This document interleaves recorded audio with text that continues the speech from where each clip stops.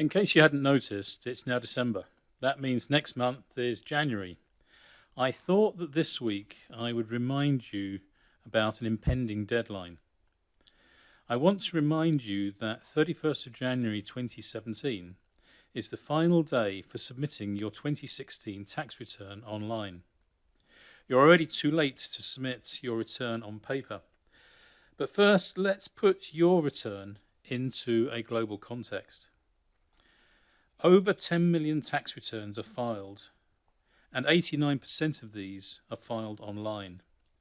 If you thought you'd left it to the last minute, well, so had 43% of other taxpayers who filed their tax return online in January last year, with 385,000 filed on the 31st of January and 870,000 filed late.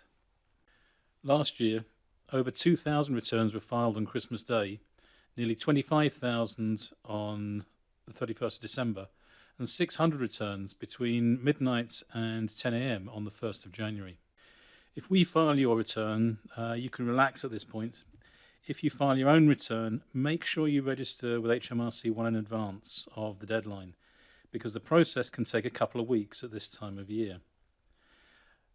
Next, a word of warning. We expect to see a lot of scam emails over the next couple of months.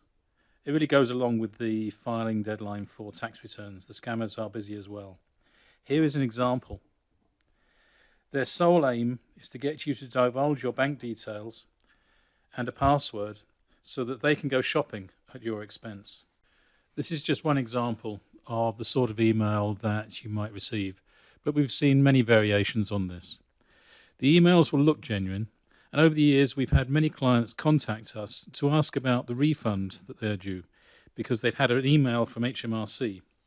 HMRC will never email you about a refund and will never ask this sort of information. So that if you receive one of these emails, you should immediately be on your guard and delete it straight away.